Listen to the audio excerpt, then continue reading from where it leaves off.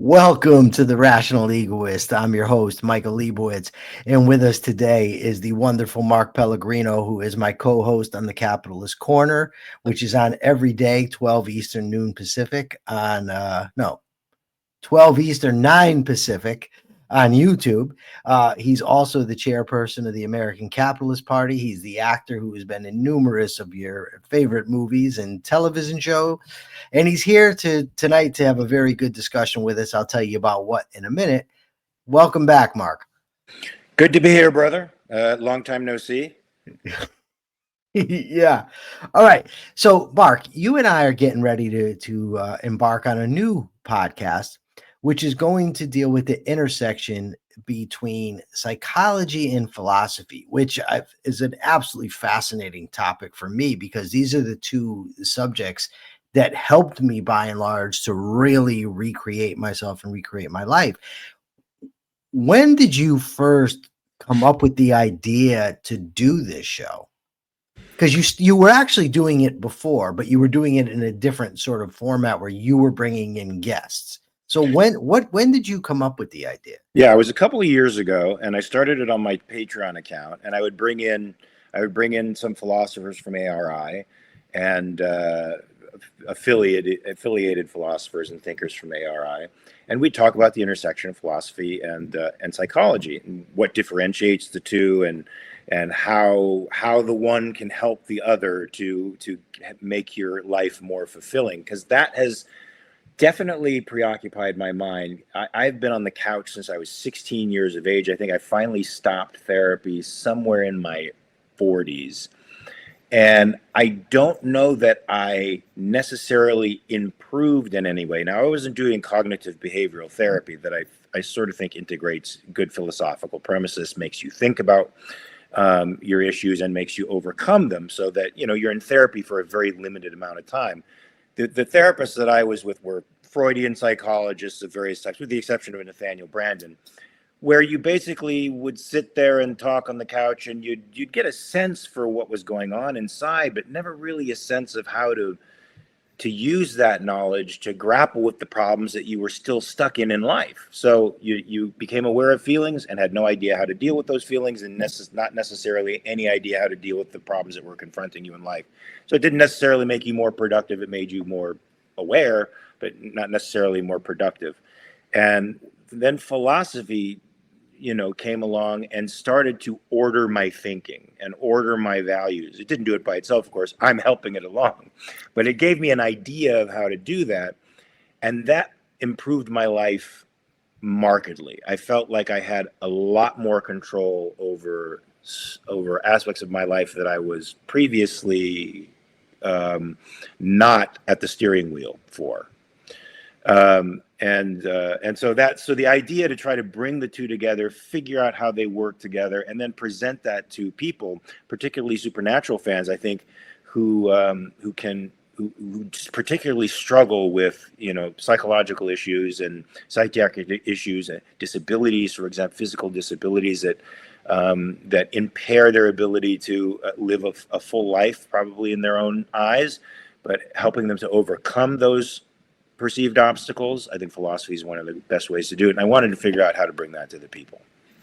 It's interesting because I think that, and you tell me if I'm wrong, but I don't think you will, is that one of the reasons that you and I connect and have become such good friends is because we've both sort of had that journey of using philosophy and psychology to transform our character and get our lives together. Now, to the average outside observer, they see, what the hell are you talking about, Liebowitz? You were a fucking convict who went to prison and read philosophy. Meanwhile, Pellegrino's the guy in the opening scene of the Big Lebowski. But in terms of fundamentals, what I mean is, like, in terms of acting in ways that are in our own interest, in overcoming and dealing with insecurities, we've both had that. And, like, so identifying the fact that what I actually valued and what I should value were not the same thing, right? So what I valued was a reputation of being a tough guy, a gangster, a badass. What I should have valued was getting an education, getting a job, fulfilling my life. And those are both philosophical and psychological principles, because the psychological principle will tell you that you have to replace your values by means of self-talk, by acting, actually implementing the new value system. But philosophy helps you in terms of, what should I value? What are the goals that I should seek? What ought I to do to be a good person? And furthermore, you got to tell me if this is true of you. I tend to think so, but I don't know exactly. I was very emotional, right? So I took it, if I got angry, that meant that something went wrong. Somebody did me wrong. I took my emotions for granted, as if they were just primaries telling me what's going on in reality. And whatever thoughts came into my head, I accepted as were true. But by embracing reason, I started to do what we talked about and read about the other day, is sort of metacognition, looking at my thinking. What am I thinking about? Why am I thinking about it? How can I change it? In doing so rationally. So, I know I've said a bunch, but I'm hoping you can kind of just talk about that, on the similarities between my journey and your journey, especially in terms of the using both philosophy and psychology as both as sort of a Kickstarter and as a navigator of the change process. Yeah, for sure. I mean, like you, I'm very emotional. I'm an actor. Obviously, I have to throw that in there, of course. And as an actor, we are taught to use our emotions as tools of cognition. All right, we're taught the opposite of what proper philosophy teaches us. So oftentimes, this is why I think you see actors acting out in terrible ways or saying stupid things about politics, because they're not coming from a place of reason. They're not reasoning through a moral issue. They're not reasoning through a political issue. They're feeling their way through it. And whatever their most immediate and intense feeling is true to them. It's the truth. And I think that's reinforced by our culture. And seeing this emotionalism reinforced in our culture, seeing that it's reinforced in the acting community and the artistic community in general, also made me want to find this intersection and bring it to the people more, especially to artists who I think are particular victims of a style of teaching that makes them cut their heads off to think they have to be intuitive beings. Literally, it reduces them to the perceptual level of consciousness. It's like the teacher wants them to simply have no brain and just to react to stimulus around them. And for now, the teacher may not mean that literally, but every student takes that as a principle. And then they take that out into the real world, and that's the way they act. They act like animals and savages. And of course, there are artist groups that are legendary for that kind of behavior. I think Monet was involved in a group of painters that had that kind of animalistic thing, and they would get in bar fights, and they were just crazy emotionalists that thought that authenticity meant that. It meant your bare, raw emotions showing, none of the pretense of civilization. But particularly objectivism, I can't say this about all philosophies, because some philosophies deny the capacity to value. They deny the capacity of your mind to know what's really going on out there. But objectivism gave me a couple of senses right off the bat, that there's something that exists out there outside of myself. It's real, and I can do something about it. I can do something about it, and I can do something about myself. I have the capacity to think about what I'm going to do, or to not think about what I'm going to do. And breaking free will down into that ultimate choice to think or not changed my entire perspective about a lot of things in ways that I'm not even sure I can articulate in this small conversation that we're going to have. But it certainly enabled me to, it gave me a grasp of what I could control and what I could not control. And then the values of objectivism, the concept of objective value, the concept that there are actually things I could pursue that are good for me, believe it or not, was sort of a strange concept to me. I remember being at Jeff Goldblum's house, and he was eating healthy food, which I've always sort of been a health nut, but he was eating healthy food. This is the time I was drinking like a fish. And I'm like, I said something to him. And his comment, I don't remember exactly what I said to him, but he's like, yeah, I like it. I like it because it's good for me. And that comment stunned me. And I was reading Rand at the time, but it felt very Ayn Rand like. He likes it because it's good for him. this idea that that you can engage in behavior that you might find uncomfortable at first, like exercise, for example, or giving up a habit of smoking or drinking that somehow satiates you. But you could give that stuff up and actually like sometimes even discomfort, enjoy it and even seek it because you know it's good for you. You know that you're growing as a result of it. The resistance is appropriate for you. You know you're making yourself stronger, not only in your mind and your body. But these were concepts I think Rand introduced to me when she introduced to me the concept of objective value and the concept of that virtues were things you could practice that weren't acts of denial. They were actions. They were a pursuit of something. It wasn't a self-denial like in Christianity, where virtues are a withdrawal from life. This was a pursuit of life, and virtue is a pursuit of life, which was a completely different orientation for me as well, which I find strange because I wasn't really raised Christian. But I went to a babysitter who was Christian. I think that inputted some very serious Christian ideas in my mind at a Premises, right? Yeah. And plus those premises dominate the culture anyway. Whether people like it or not, those are they may not like Christianity or claim to disavow God or whatever, but they sort of just take in through osmosis the cultural ethos, which is largely derived from the Christian religion. Yeah, for sure.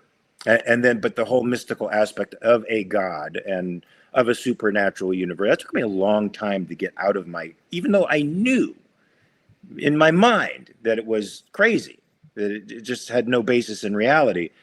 It stuck with me as a superstition, sort of like Annabelle, sort of like the doll Annabelle. Maybe that's a residual effect of my. You got to give them some context, Mark. We don't know if everybody here knows about your fear of Annabelle. Yeah, so Michael visited me at the Warren convention, which was a convention that displayed all of the artifacts that the family, the Warren couple, who were famous exorcists, that they based The Conjuring on. They're from Connecticut too, you know. From Connecticut, where I am, yeah.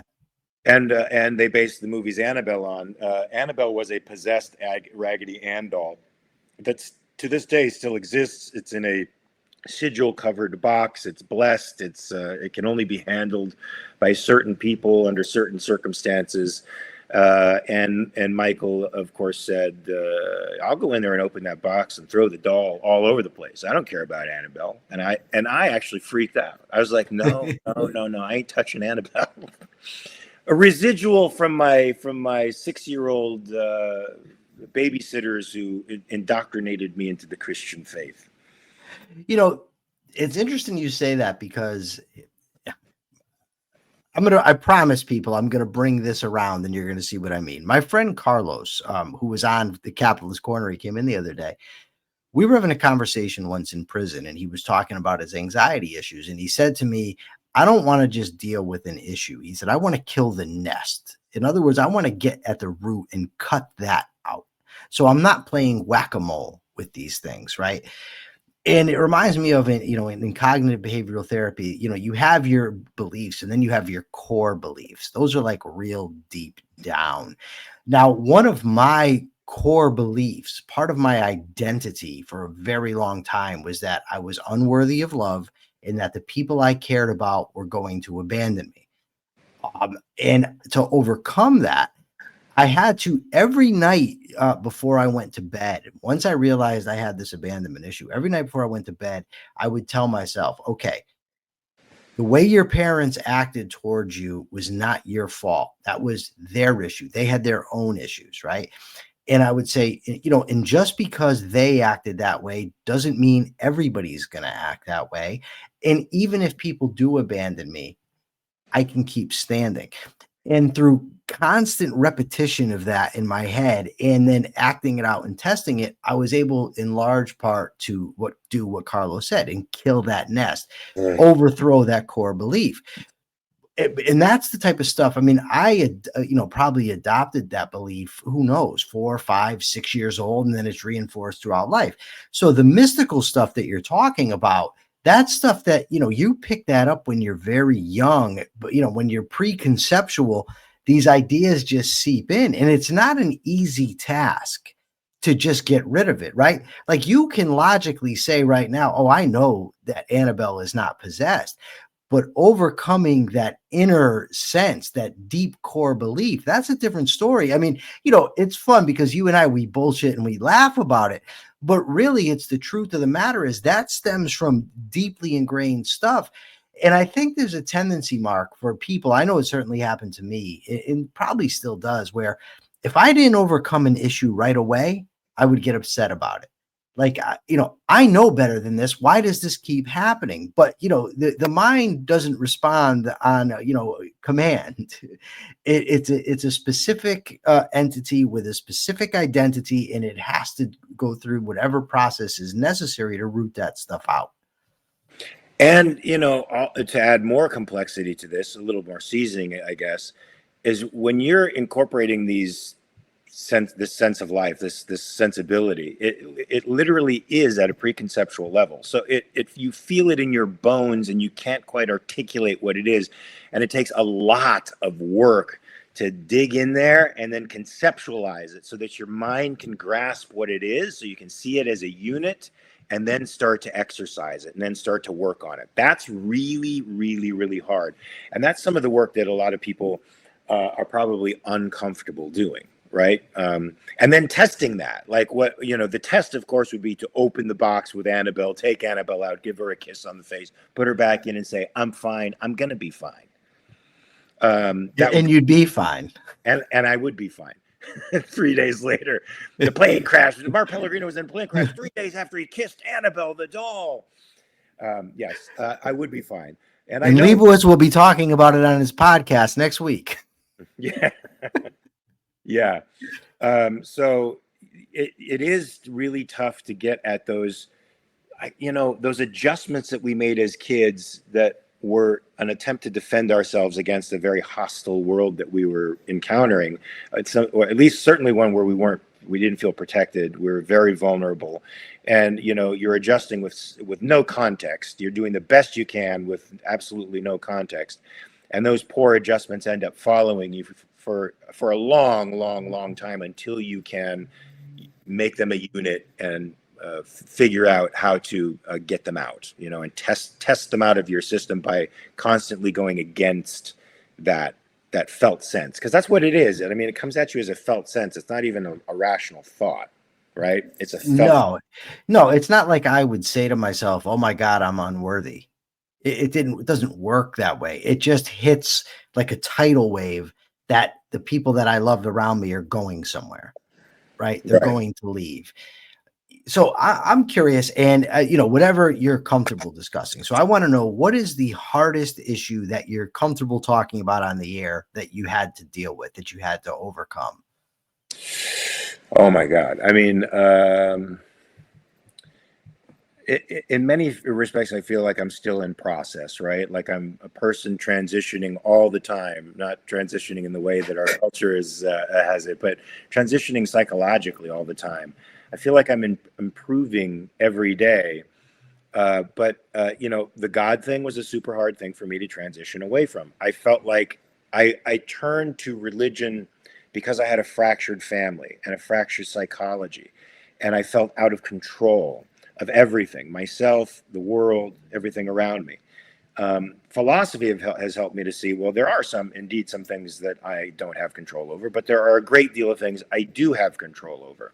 And I still might not have control over aspects of that, but there are things that I can do to help myself. Now, in the religious frame of mind, I'm turning to something else entirely to do all the work for me, hoping that all the work is going to be done for me. And that gave me a sense of relief, because I needed a parent at the time, because I wasn't a good self-parent.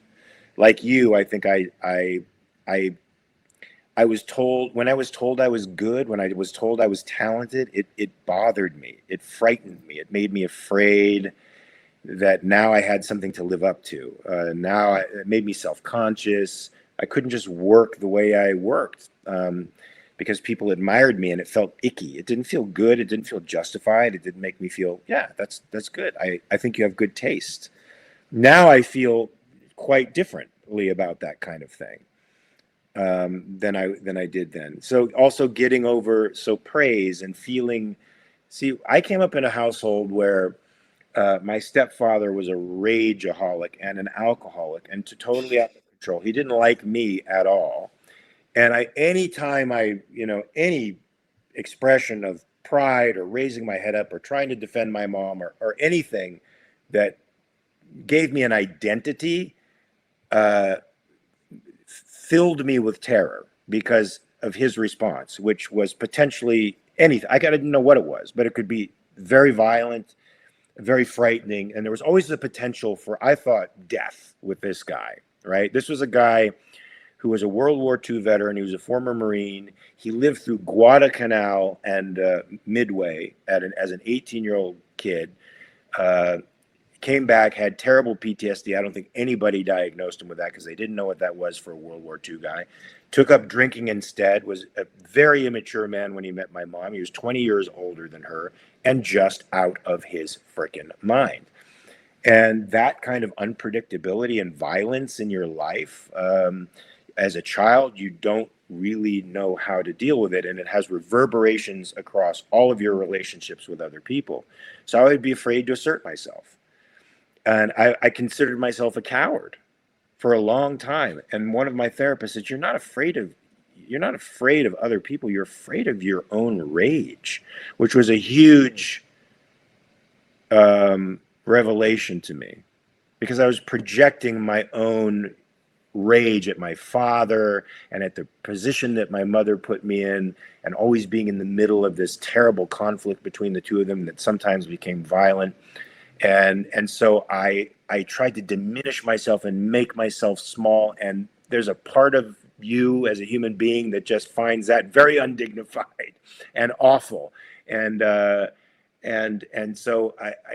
so my self, I had no real self-esteem, and sticking my head up and being good at something just terrified the fuck out of me. So that was super hard to get over.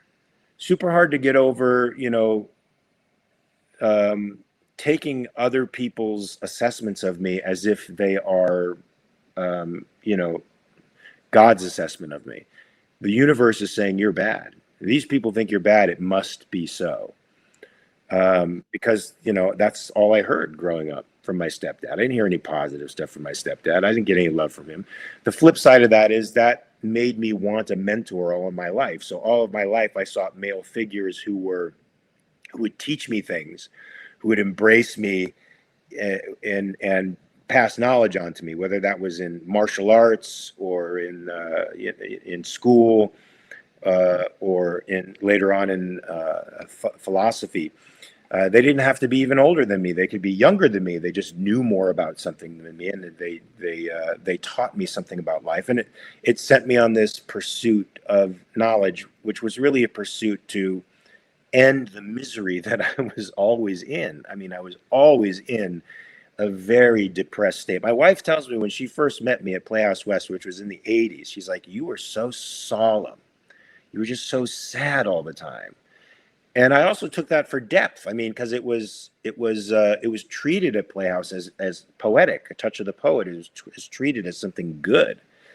Now I find joy to be much deeper, and a much deeper emotion to experience, and probably harder for most people to get at than sadness. And now I don't think I project that kind of dour, sad. Definitely not. No, because I've changed. I've changed entirely, and I really owe it to Rand. I really owe it to her concepts of self-esteem and tying that to action and virtue, and knowing what virtue really means and knowing what integrity really means now. Grows my self-esteem. The more I stick with what I know to be true, and don't give in to pressure to have harmony with other people or to appease other people, the more I just say, this is truth for me, and you haven't proven otherwise. You just haven't proven otherwise. The stronger I become as a human being, and stronger doesn't mean resistant. Stronger just means resilient, anti-fragile, And I don't want to say unbreakable, because I'm sure there's things that can break me, but just resilient and self-aware and self reliant. When I was 13, my grandfather used to pay our rent. I lived with my mother in a housing project, and my grandfather paid our rent. He was wealthy. We weren't. But when he died, he forgot to, well, he didn't forget, he was dead, but my mother didn't pay the rent that month. So we ended up getting evicted. So I went to live with my grandmother. My grandmother was a raging alcoholic. And by the way, let me just, so everybody knows, I love my grandmother. I love my parents. My parents are both dead now, but I love them both very much. I understand that they were extremely flawed human beings, and I can't deny that. But every morning when I would wake up to my father just raging because he was trying to get money from my grandmother. So he wanted to go get high. So he's banging on things. In that noise, like even now, I'm very susceptible to noise. I don't like loud noises, sudden noises. And and I didn't, but at the same time, I wanted to be like my father. And then you mentioned self-esteem. And there was this one day I went to a school dance and I was drunk. I was high. And there was a cop at the dance, and that cop pulled me over and he says, "Michael, come here." And he gave me a talk. He says, "Listen, I've known your father since we were in high school." And he says, "Your father was always a good guy. He just had low self-esteem. And because of his low self-esteem, he drank, he turned to drugs." Basically, he's telling me about myself, but through the image of my dad. Now, it didn't resonate at that time. It does now, like a motherfucker. You know what I mean? But then Yeah. I didn't really think much of it. He then, and he told me, because he had patted me down. He said, "Look, if I found something on you, I wasn't even going to bust you." He said, "But basically, you've got to do something with your life." And throughout my childhood and teen years, that guy would talk to me and tell me to turn my life around. And it was like, what do I give a fuck? That guy now is my boss. Yeah, I love that story. That's Right? awesome. He's my boss today. He's no longer a police officer. But the kind of the point, I guess, is my father had poor self-esteem. And because of that, he did horrible things.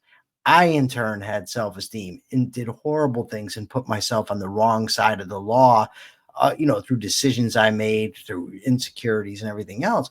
But as that stuff has gotten better, as I've improved and increased my self-esteem, now the guy who is patting me down employs me, trusts me, helped me to get out of prison. Because I've done these things, I'm sitting across from a famous actor who's one of my best friends in the world, having a discussion about self-improvement.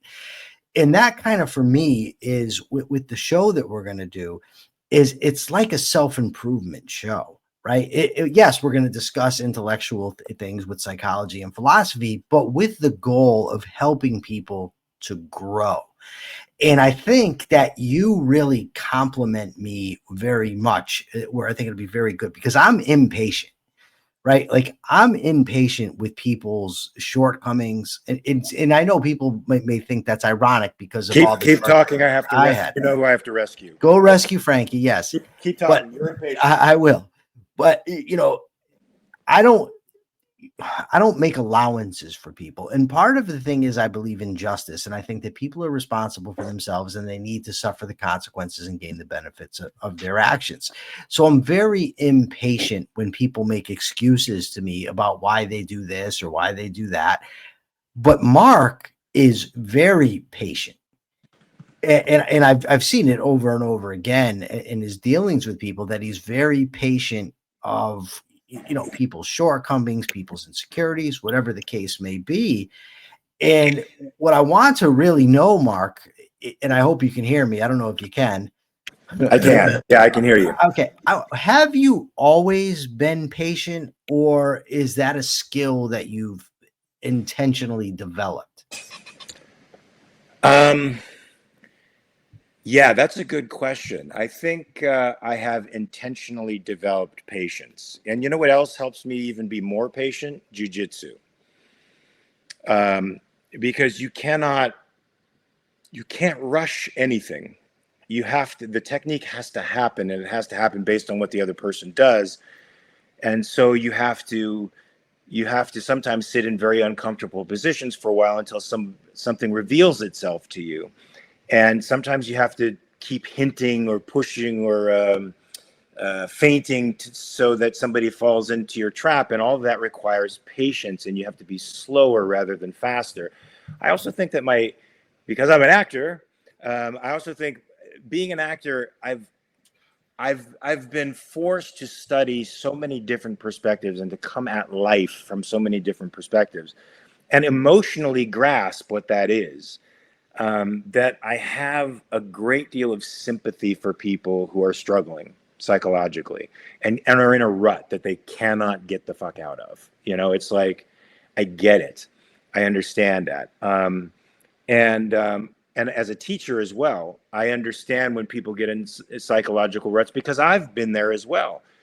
Sanford Meisner said it takes 20 years to make an actor. It takes 2 years to learn the technique and 18 years to get out of your own fucking way, right? So what I do as a teacher is I help people get out of their own way. I help remove obstacles to their performance, which is it's all self-imposed obstacles, of course.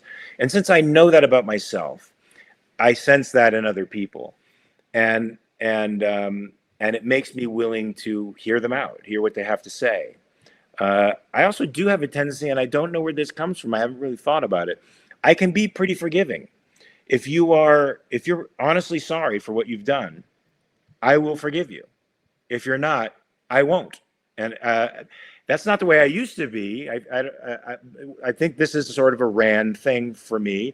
It came from objectivism and my sense of justice. If you are truly sorry for what you've done, okay, fine. I might not be able to talk to you ever again, depending on how bad what you did was, but I'll forgive you because it takes a load off of my own psychological mind, right? Turned right to it. Turned right good. to it. In OPAR, Objectivism, the philosophy of Ayn Rand. Forgiveness in moral issues is earned if the guilty party makes restitution to his victim, assuming this is applicable, and then demonstrates objectively through word and deed that he understands the roots of his moral breach, has reformed his character, and will not commit such a wrong again. Perfect. I mean, that's perfect. That's perfect justice right there. And to not feel bad about not forgiving somebody if they haven't changed. My stepfather, to this dying day, thought I deserved everything I got, and his own children never knew the horrible stuff that he put us through. I told them one day. I told my stepsister, "Do you know your dad used to beat my dog all the time? Do you know he threw him downstairs? You know he beat him with a golf club? Do you know he kicked him across our yard one day?" And they were stunned. I was like, yes, this is what your dad did. When you weren't there for the summer, through the other 10 months of the year, he was a nightmare to be around. And like you, Michael, I have issues with thudding and pounding because of him running down the stairs or throwing something around, or he'd be maniacally singing. He'd have country music on, and he'd be drunk in the den, and I just never knew what was going to happen, And if ever I heard the pounding, like he was walking hard or running hard towards my mother, or they were arguing, I was terrified, in a constant state of terror. So getting over that PTSD, that post-traumatic stress disorder, it's philosophy that's helped me to see that I have control over my life, and jujitsu that helps me to see I really don't. There's not a lot I have to fear. Not really. I can be in a lot of super uncomfortable positions. Positions that maybe would have terrified me before, and now I'm not frightened by that stuff anymore because I'm constantly facing the fear. Now, I thought that would happen with boxing too, right? I boxed for a long time. Every time I went into the ring, I hated it. I was terrified, and when I'm terrified, I fight very well, but I was still it was not fun. It was never fun for me. Jiu-jitsu is a whole different ball of wax. It doesn't matter how hard it's going, and it's torturous sometimes. It's a whole different thing for me. My mind is, and it's probably because philosophy has put my mind in an entirely different place. If I wasn't physically and neurologically injured from boxing, I would actually maybe pick up the gloves and see what this new attitude does for me when I'm in the ring. Because I'm a different man than I was. When was the last time? 2008 was the last time I was in the ring for real. So that's a long time to be outside of the ring, right? And that's a long time for my personality to develop. And it developed in a completely different way. And I have a feeling I'd have a completely different reaction to everybody in the ring at this point than I did then. You know, before we go, you mentioned that you know, that your mentor, the guy who's the teaching system that you apply, the acting teacher, what's his name? Meisner. And he said, get out of your way. I was just listening to a reel today where the wrestler, what the hell's his name now? Drew McIntyre. And he said when he first came into wrestling, he was assigned to The Undertaker, was the guy that was going to train him. And The Undertaker said, listen, stop trying to wrestle and be a wrestler. And he said he didn't understand what the hell this guy meant. And he said only later on did he figure out. He was telling me, get the hell out of your own way and just do the thing. Yeah. And you know, and that advice to me, you know, stop trying to do morality, just be moral, right? Just be stop trying to get to be a good person, just be the good person. So I want to wrap up because we're going to save some for the new show that we're going to be doing. I'm really looking forward to it, Mark. Any idea when we're going to be able to get started? I know it can only be an approximation. I know you're busy, but I want to give the folks some hint. I think we can start doing it the first week of September, and I'll be back on the 4th of September. So we could probably do our first show right in between then and the time that I have to leave again to do some more of the episodic work. So it'll probably be the week of let me just look real quick. Probably the week of the 4th, which would be the 4th is a Thursday. Yeah, so I leave on the 27th, which is Wednesday, and I've come back on Thursday. I mean, we could do it that Saturday. We could do it that Friday. Awesome.